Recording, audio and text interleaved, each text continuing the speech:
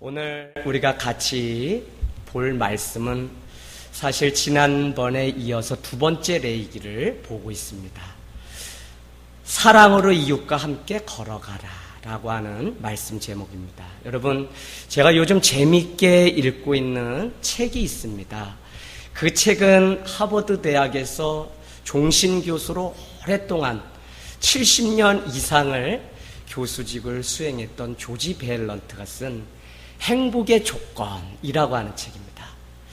앞전에도 제가 말씀드렸지만 그 2권 최종 보고서, 과연 사람은 어느 때에 어떤 조건 때문에 행복한 것일까, 그 결론을 최근에 써놓은 것을 제가 읽고 있습니다. 그 당신의 그 제자들이었던 하버드를 마친 제자들 280명을 그 삶을 역추행해서 돌아보니까 그들의 삶이 어느 때 어떻게 살아가는 라이프 스타일을 통해서 행복을 누리면서 살아가는지, 그가 280명의 그 인생을 역추적해서 결론을 내린 것입니다. 그런데 그 2권의 첫머리에 이렇게 시작합니다. 긍정을 믿는 한 성공적으로 삶을 완주하게 될 것이라고 믿는 그 사람이 행복하다는 것입니다. 우리가 잘 아는 것처럼 하버드 대학교는 신학과가 있는 믿음의 대학입니다. 보편적으로 말을 해서 긍정적인이라고 하는 말을 사용했지만 사실은 긍정의 말을 하고 긍정의 생각을 하는 그것이 바로 믿음입니다. 그 믿음을 가지고 살아가는 그 사람이 바로 성공적인 인생을 완주할 수 있다라고 그렇게 결론을 내렸습니다.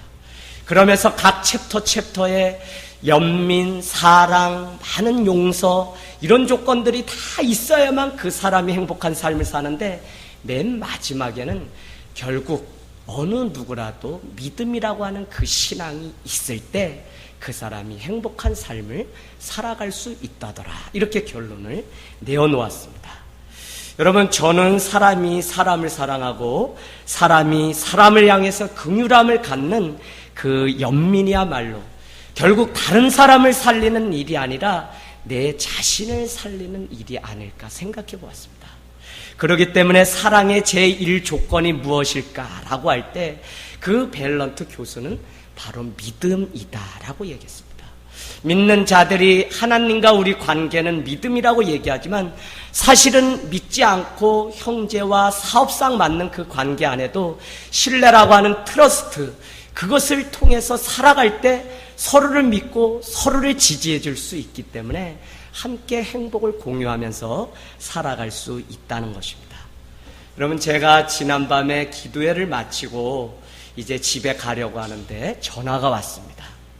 이 자매 청년의 전화 내용 그것입니다. 가족이 생긴 이래로 6남매가 다 한 자리에 모여서 휴가를 보내고 더욱이 연로하신 엄마 아버지를 모시고 어느 한 이렇게 모텔을 구해서 같이 휴가를 보낸 게 처음인데, 가장 가슴 아픈 건 무엇이냐면 좋은 기억을 가지고 돌아와야 되는데 그곳에 가서 그만 형제 안에 다툼이 일어나서 장녀인 자기로서 이것을 어떻게 해결해야 될지 가족사기 때문에 너무 복잡해서 다 놓고 싶다는 이야기였습니다. 그런데 제 마음 가운데 어떤 마음이 드냐면 그를 향한 연민이 들었습니다. 왜요?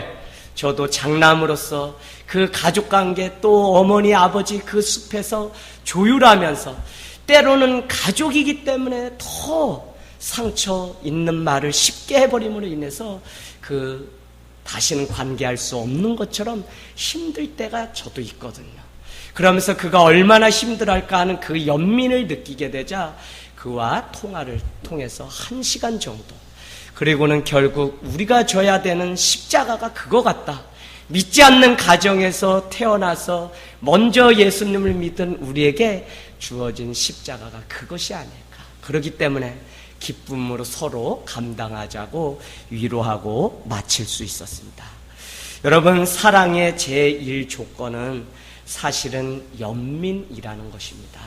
사랑보다 한 차원 더 높은 누군가를 불쌍히 여기는 그 마음이 있을 때 그 사람은 도리어 행복함을 느끼면서 살아갈 수 있습니다.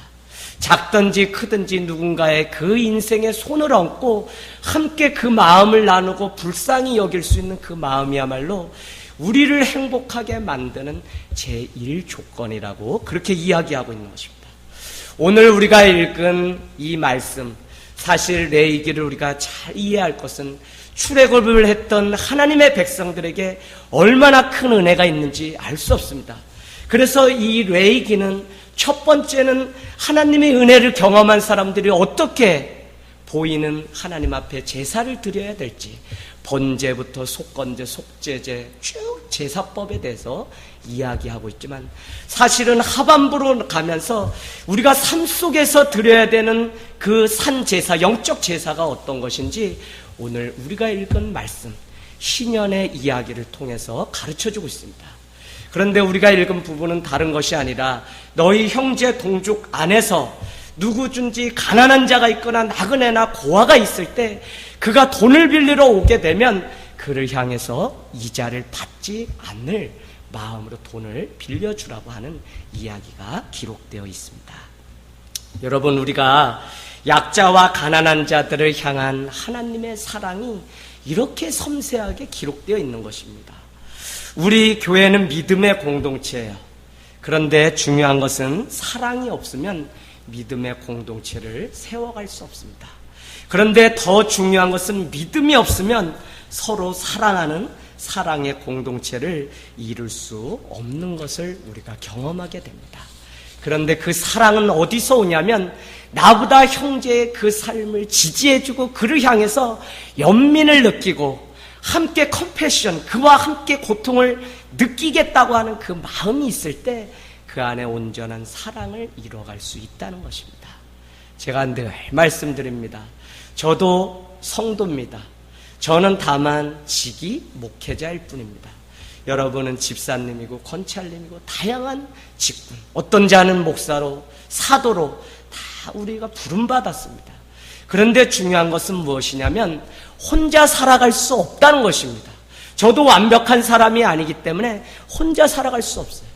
그렇기 때문에 누군가가 내 인생을 향해 손을 얹어주고 긍휼함으로 나를 품어줄 때 목회자인 저도 살아갈 수 있고 또 우리의 공동체가 그 안에서 아름다운 사랑의 공동체를 이룰 수 있다는 것입니다.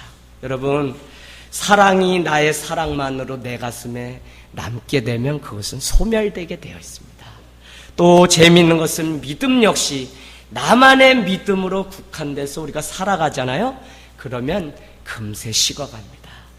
성경은 우리에게 이야기하기를 은혜나 이 성령이나 많은 은사들은 사실은 관계 속에 주어진 것으로 설명하고 있습니다. 내 한 사람의 개인적인 차원으로 이것을 받아 누리는 그런 은혜가 아니라 이 은혜가 있다면 나아가서 관계 속에서 나눌 때 이것이 진정으로 은혜 위에 은혜가 충만한 삶이 될 수 있다는 것입니다. 바로 사랑이 그렇고 믿음이 그렇습니다.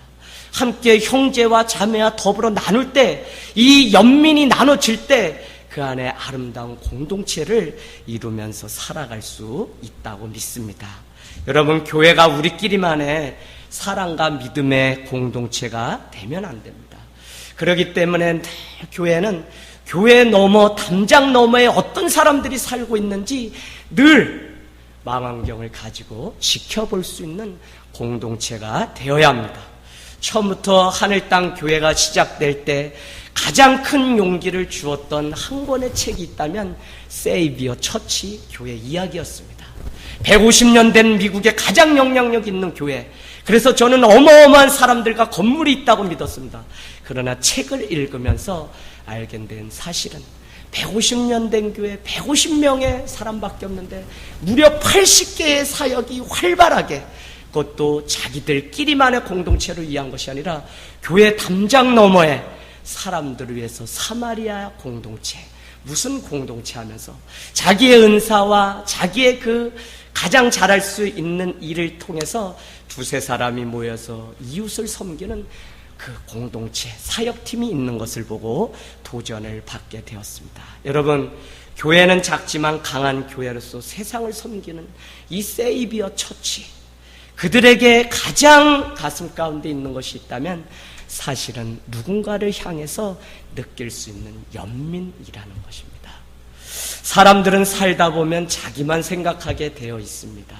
저도 목회를 하면서 어느 날 처음에 가졌던 그 생각들이 점점 더 작아져서 내 눈앞에 있는 그 길만 전부라고 믿고 달려가기 시작하는데, 어느 날 이 영적인 눈의 안목이 바뀌게 되면서 다시 하나님의 나라, 땅에서도 하늘을 품고 살아가는 그 은혜를 다시 회복하는 귀한 경험을 갖게 되었습니다. 여러분, 우리가 내 삶만을 위해서 살아가면 사실은 여러분 그 세상의 삶의 덫이라고 하는 것에 빠져서 더 열심히 자기의 삶만 돌보는 자가 됩니다.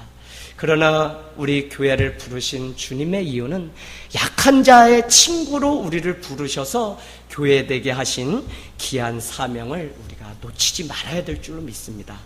교회도 자칫 자기 삶만을 돌보는 개인의 그 삶처럼 그렇게 될 수 있다니까요. 그렇기 때문에 애당초 우리의 마음 가운데 연민과 사랑을 주셔서 그 누군가를 품을 수 있게 하신 그 하나님의 은혜, 그것을 잊지 않고 걸어가는 것이 하나님이 오늘날 이 작은 공동체에게 또 요구하시는 길이 아닐까 생각하게 됩니다.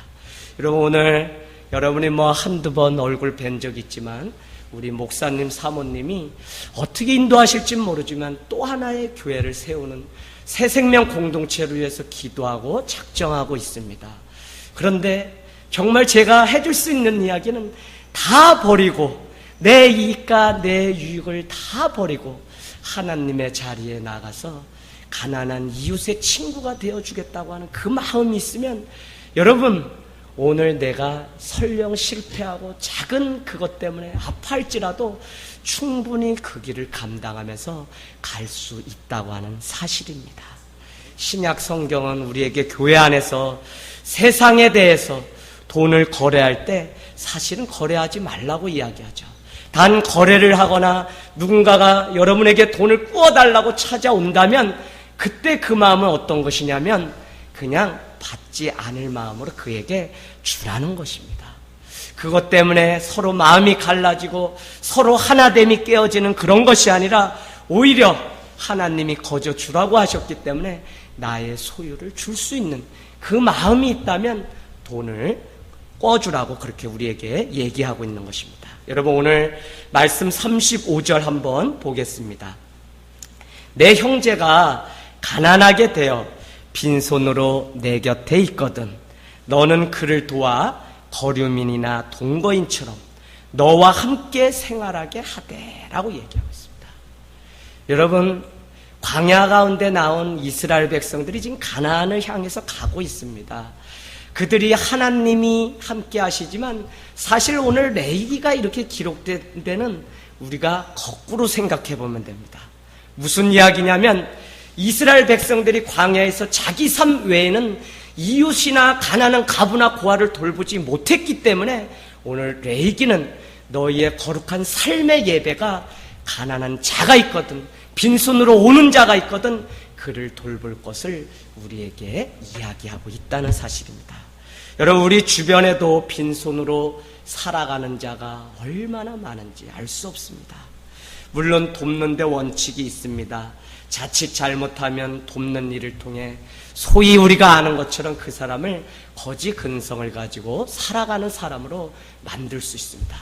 그러나 교회가 그의 인생을 도울 때는 적어도 그가 일어나서 자발적으로 하나님의 일들을 감당하는 사람으로 의지를 갖게끔 도와주는 그 일이라면 기꺼이 우리가 형제를 위해서 아무 조건 없이 다 줄 수 있는 삶을 살아야 된다고 믿습니다. 여러분, 자기 동족을 향해서 그를 종으로 삼으려고 하는 이 광야 이 시대에 주님은 우리를 너무 사랑하신 나머지 희년이라고 하는 제도를 만들어 주셨죠. 땅이나 종이나 빚을 진 자나 50년이 되면 다 탕감해서 원래의 나로 정말 돌아갈 수 있도록 만들어 주라는 것입니다. 여러분, 우리에게 안식일도 있고 많은 하나님 만드신 일이 있습니다. 그런데 그 많은 것들은 다 무엇이냐면 탕감을 통해서 원래 하나님이 우리에게 주셨던 그 자유를 나 때문에 그 형제가 빼앗기지 않도록 돌려주게 하시려고 주님은 이 신년 제도를 주었습니다. 그래서 어떤 빚이 있더라도 오늘날 우리가 개인 파산 제도가 있는 것처럼 열심히 몇 년이고 갚다 보면 그의 성실함을 인정받고 그러고 나면 나라에서 그 돈을 다 탕감해 주게 되죠. 그것과 같이 신년이라고 하는 이 제도도 아무리 그가 많은 빚을 졌다고 해도 그가 비록 뒤에 보면 말씀에 나오는 것처럼 종으로 팔려온 자라고 할지라도 이 땅에서 소출을 많이 거둬야 한다고 할지라도 50년이 되고 7년이 되면 그 땅을 쉴 수 있도록 안식할 수 있도록 그래서 이 안식일을 거룩히 지키라고 계속적으로 레위기가 우리에게 얘기하는 것은 사실은 믿는 우리에게 종된 우리에게 주인된 우리에게 나보다 더 가난한 빈손 있는 그 사람을 돕기 위해서 제발 주일에는 안식일에는 그에게 일을 시키지 말고 쉴 수 있는 주인의 마음이 되기를 바라는 하나님의 사랑의 표현이라고 할 수 있습니다. 여러분 39절에 어떤 사정이 있어서 그가 가난하게 되어 내게 몸이 팔리거든 너는 그를 종으로 부리지 말라라고 우리에게 이야기하고 있습니다. 여러분 왜 그랬을까요? 미경아 종으로 팔려왔는데 왜 그를 종으로 여기지 말라고 얘기했을까요? 저는 오늘 말씀 준비하면서 이게 저에게 중요한 고민이었습니다. 오늘 살아가는 우리에게 이와 같은 상황이 더 많이 일어나는데 어떻게 이 신년을 설명할 수 있을까? 왜? 적어도 믿는 우리에게는 어떻게 납득이 될 수 있을까? 왜 그럴 것 같으세요? 저는 제가 한 가지 깨달은 것이 있다면 그가 사정이 어떠했던지 그가 어떤 상황 가운데서 이 집에 쌀 한 가마에 우리 조선시대 때 모양 팔려와서 노비가 되었던지 주님은 그도 역시 하나님의 형상대로 빚어진 존재이기 때문에 빌레몬서가 이야기하는 것처럼 그를 더 이상 노예로 삼지 말고 오네시모를 용서해서 너의 신복으로 삼고 너와 함께 동역한 자로 동역자로 삼으라고 얘기한 것이 아닐까 그 생각이 들어요. 여러분 우리가 빈부격차 오늘날 우리가 살아가는 신분의 고화 때문에 어떤 사람은 없어서 가난의 눈물을 흘리기도 하지만 사실은 주님이 다 그를 하나님의 그리스도의 형상대로 빚어놓은 자기 때문에 그를 도와주고 그가 자유한 삶을 회복할 수 있도록 도와주기 위해서 여러분 바로 그렇다는 것입니다. 내가 그리스도의 형상을 입은 것처럼 형제가 그렇고 자매가 그리스도의 형상을 입은 자이기 때문에 우리는 어떤 누구를 향해서도 함부로 그를 재단하거나 평가할 수 없다고 하는 사실입니다. 물론 성경은 사랑으로 서로 종노릇하라고 우리에게 얘기합니다. 그러나 그것조차도 그 안에 있는 그리스도의 그 형상이 너무 아름답고 귀하기 때문에 그를 존귀 여기는 그 삶을 살아가라고 우리에게 얘기하고 있는 줄로 믿습니다. 여러분 남을 돕는 법을 아는 아이는 망하지 않습니다. 오히려 꿈과 비전의 사람이 됩니다. 자녀에게 반드시 가르쳐야 되는 것이 있다면 서로 돕고 서로 기대면서 살아가는 법을 배워야 됩니다. 제가 오늘 읽은 책 한 구절 너무 마음에 와 닿았습니다. 누군가의 섬김을 받는 그것이 섬김의 기본입니다 라는 것입니다. 그러면서 그 책에 그 예화를 뭐로 들었냐면 베드로가 예수님이 발을 씻기려고 할 때 예수님의 그 섬김을 받지 않았는데 그것은 섬김의 그 도를 모른다는 거예요.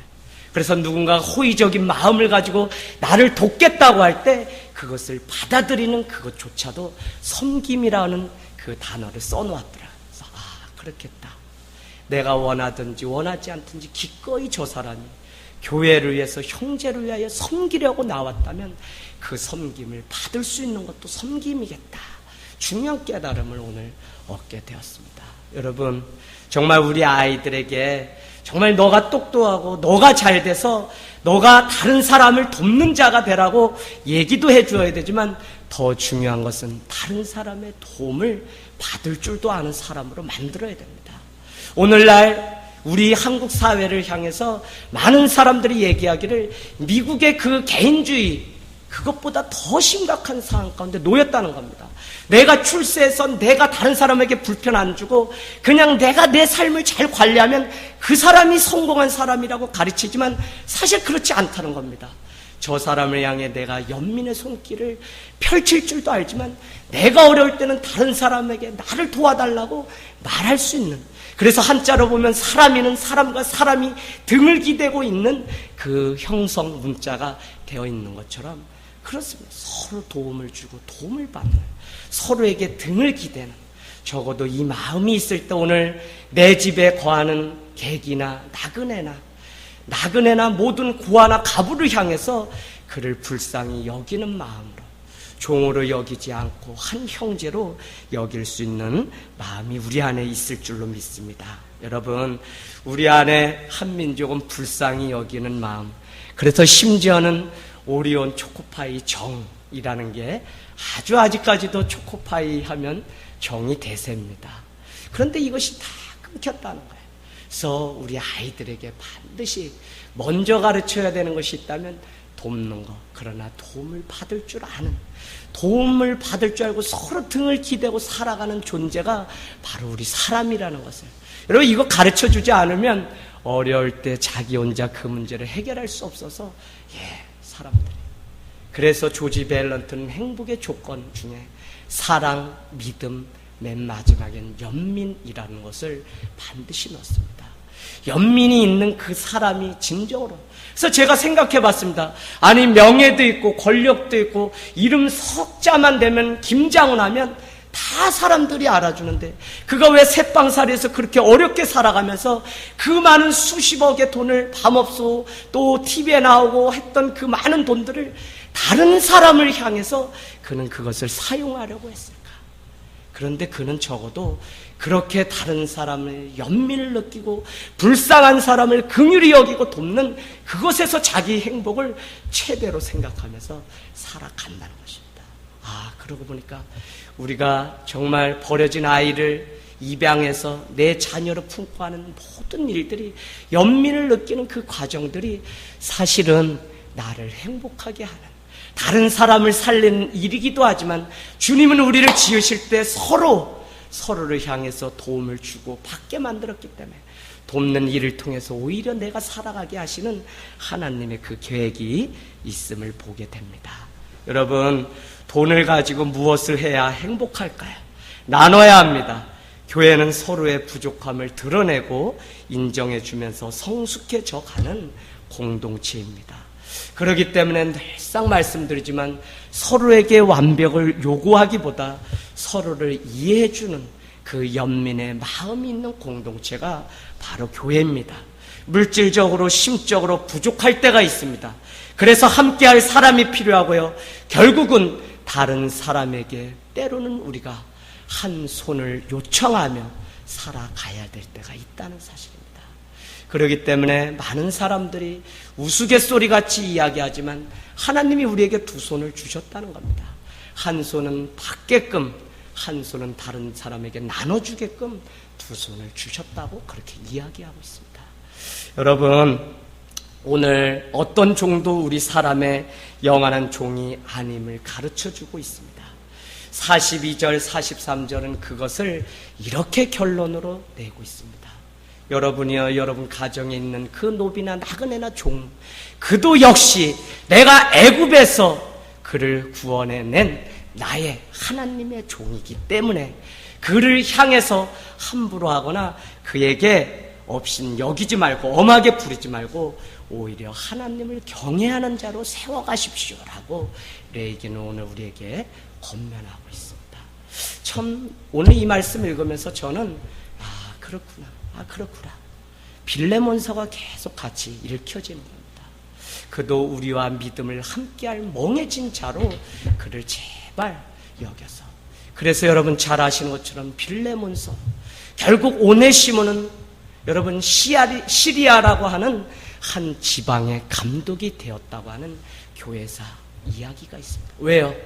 결국 바울이 옥중에서 쓴 빌레몬서 한 통 한 장의 그 서신서를 통해 주인이었고 자기 집에 무리를 일으키고 부정을 일삼고 도망갔다가 로마 옥중에서 갇혀서 바울을 만나면서 다시 회심해서 하나님의 종된 그 오네시모를 자기의 노예로 여기지 않고 죄인으로 여기지 않고 빌레몬이 그를 받아줌으로 인해서 그는 시리아의 초대 감독이 되었다는 놀라운 사실입니다. 성경에는 기록되어 있지 않지만 용서를 통해서, 연민을 통해서 한 사람의 인생이 바뀌는 것입니다. 여러분, 오늘날 교회 안에 필요한 것이 무엇입니까? 다 잘하고 다 준비되어 있으면 그것으로 우리가 행복합니까? 그렇지 않죠. 오히려 우리는 부족할 때 행복을 느꼈고, 오히려 없음 가운데 있게 하시는 하나님의 그 기적을 볼 때 우리는 기도했으며 그 가운데서 하나님을 찬양했던 사람들입니다. 여러분, 정말 우리가 서로를 향해서 긍휼히 여기는 그 마음으로 하나님을 경외한 자로 세워지는 그것이 너무 중요한 사실입니다.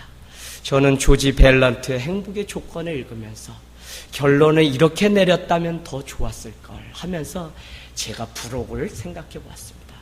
가장 중요한 것, 사람이 행복할 수 있는 가장 중요한 것은 역시 사람이 가장 중요한 존재라고 하는 사실을 느끼면서 살아갈 때 그 사람의 가슴이 따뜻하고 행복한 줄 믿습니다. 여러분, 사람만큼 귀한 존재가 없습니다. 그런데 우리가 살아가는 이 시대에 문제가 무엇인지 아세요? 사람이라고 하는 것은 값으로 매길 수가 없어요. 왜요? 워낙 하나님이 지으신 귀한 존재이기 때문에 값으로 매길 수가 없는 존재입니다.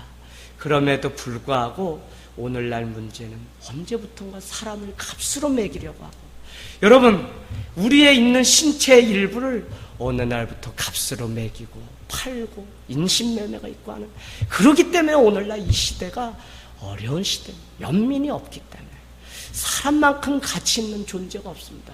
성경에 왜 예수 그리스도가 요한복음 10장에 많은 자들이 다 사꾼으로 와가지고, 도둑이 와가지고 그 자기의 양떼를 다 도적질해 갈 때 사꾼은 가만히 보고 자기 살고자 다 도망갔는데, 양으로 오신 예수 그리스도는 어떻게 했답니까? 양을 위해서 자기 목숨을 내어주면서 결국은 양을 통해서 더 풍성한 삶을 살게 하시려고 이 땅에 오셨다고 이야기하고 있는 것입니다.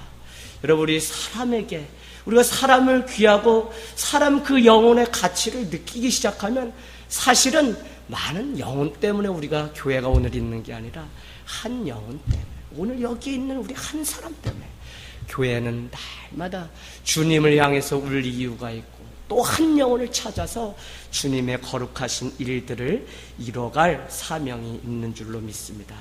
여러분, 우리가 어떤 일을 시작하든지 정말 사람 한 사람을 긍휼히 여기고 불쌍히 여기는 그 마음, 전 부흥회를 통해서 우리 가정이, 또 우리 심령 한 사람 한 사람을 바라보는 우리의 눈이 좀 바뀌는 거룩한 시간이 되길 원합니다.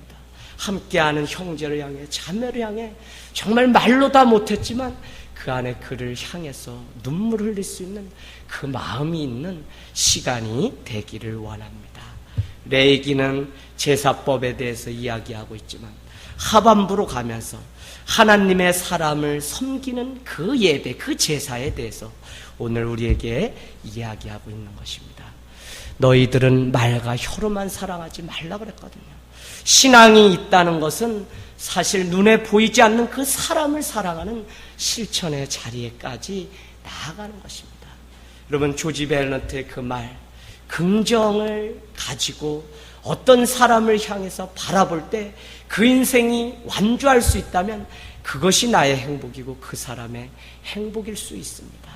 바로 우리가 어떤 말, 긍정의 말, 어떤 생각을 가지고 살아가느냐가 우리의 인생을 만들어갑니다.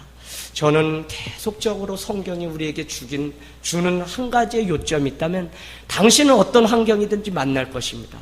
그러나 그 환경에 어떤 반응과 어떤 자세를 가지고 살아가느냐가 결국은 여러분의 인생을 행복하게, 불행하게 만든다는 사실입니다.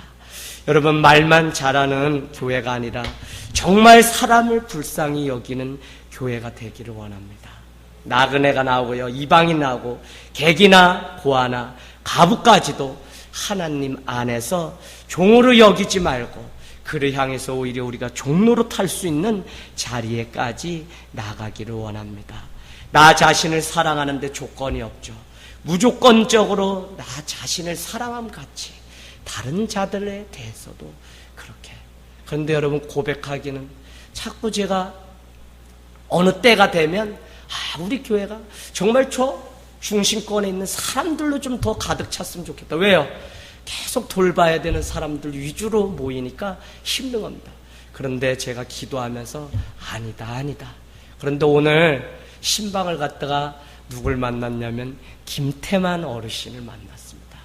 그분을 전도했던 우리 권찰님이 에이 안 돼 하고 고개를 저어서 저도 이제 좀 내려놨었는데, 이원복 어르신 신방하러 갔는데 안 계세요. 근데 내려오는데 그 밑에 1층에 김태만 어르신 가정의 문이 열렸는데 더워서 이렇게 발을 치고 이렇게 다 대자로 누워 계세요. 그래서 제가 아버님 하고서 들어갔더니 주의 손을 잡으면서 울먹이면서, 목사님, 나 사실 교회 가기 싫어서 내가 안 가는 거 아니요.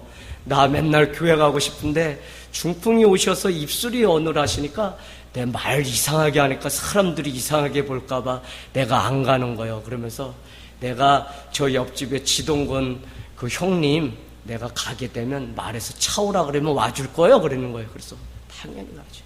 그래서 그분 손잡고 정말 겨우 걷는 그분이지만 제가 다시 그 머리 위에 손을 얹고 기도하는데 이 가슴이 뜨거워지고, 또 지동건 장혜정 원찰님도 두 분이 낮에 예배 왔다 하실 때 허리가 아파가지고 요새 이상해요. 그래서 제가 또 기도를 하는데 이상하게 오늘 재밌는 경험했어요. 그 허리에 손을 얹고 기도하는데 손이 한쪽이 너무 뜨거워져요. 그래서 제가 여기가 아프시죠? 그랬더니 그렇다는 거예요. 그래서 이제부터는 권찰님도 하나님이 우리를 고치신다는 믿음이 있다면 그 믿음 가지고 하나님이 함께 하시기 때문에 믿음이 있는 권찰님이 손을 얹고 기도해도 나을 수 있다고 하는 그 믿음으로 기도하십시오라고 제가 힘을 드렸더니 그분이 아멘 하면서 이제 밤마다 두 분이 서로 허리에다 손을 얹고 기도하기로 약속했습니다. 돌아오면서 제가 상상해봤는데 너무 웃겨요. 그래서 본인들 아파가지고 잘 때 연희야 우리 위해서 기도해줘라 그러니까 상년 연희가 그 위에 올라타가지고 뭐 이렇게 해준다는데 제가 보기에는 허리만 더 아프게 할 것 같아요. 근데 두 분이 서로 손을 얹고 이런 겁니다. 사람이 귀하지만 서로 돕고, 왜요? 평생 혼자 완벽하게 살 수 없는 존재로 우리를 불러주셨거든요. 부부도 하물며 서로 손을 얹고 가야만 온전한 가정을 이루고 온전한 하나님의 나라를 이루게 만드신 하나님의 그것이 바로 교회라고 하는 중요한 사실입니다. 여러분, 오늘 예배를 통해서 누가복음의 말씀을 듣고 마치려고 합니다. 여러분이 이제 세상에 가서 가난한 자에게 복음을, 포로된 자에게 자유를, 눈먼 자에게 다시 보게 함을, 눌린 자에게 자유하게 하는 그 삶이 되시기를 주님의 이름으로 부탁을 드립니다. 그러면서 여러분에게 믿음의 고백과 믿음의 상상과 믿음의 간증을 주일이면 돌아와서 하기를 원하는 것이, 가난한 이웃을 위해서 드렸던 내 삶의 증거들, 내 삶의 이야기를 돌아와서 내어놓으십시오. 우리 교회가 남촌동에 리어커 수리하는 팀은 아직 없지만 세이비어 교회처럼 리어커 바퀴 갈아주는 팀, 뭐 이런 식. 또 저는 상상해 봤습니다. 냉수 한 잔 대접하는 팀, 어르신 말벗 떼어주는 팀. 이게 지금 뭐냐면 우리 교회가 지금 하고 있는 사역입니다. 너싱홈 드림 가서 말벗 떼어주는 팀, 그 다음에 젊은이들의 인생 다리가 되어주는 팀. 제가 세이비어 교회에 다녀오신 목사님 한 분이 미국 가서 보고 오셔서 인생 포차라고 하는 포장마 같은, 마차 같은 사역을 하세요. 한번 다녀오세요. 목사님도 부천에 선한목자 교회라고 있어요. 그거 오늘 신문에서 읽는데 마음이 뜨거워졌어요. 있어서가 아니라 어떻게 하냐면 그 주 메뉴는 무엇이냐, 메뉴를 쭉 포장마차라고 해서 적어놨는데 인생 상담과 진로 상담. 그런데 재밌는 건 통계가 80% 이상의 가출 청년, 청소년들이 그곳에 와서 삶이 회복돼서 간다는 겁니다. 그러면 그 한쪽에 뭐가 있냐면 음료수하고 라면 정도 끓여줄 수 있는 그 만들어서 목사님 또 상담사들이, 작은 교회입니다, 그 일들. 그래서 인생 포차 팀이 있더라고요. 그래서 우리 교회도 냉수 대접 팀이라든지 뭐 이런 사역들 통해서 점점 더 세상을 향해서 우리 교회가 나아가는 거룩한 은혜가 있기를 주님의 이름으로 부탁을 드립니다.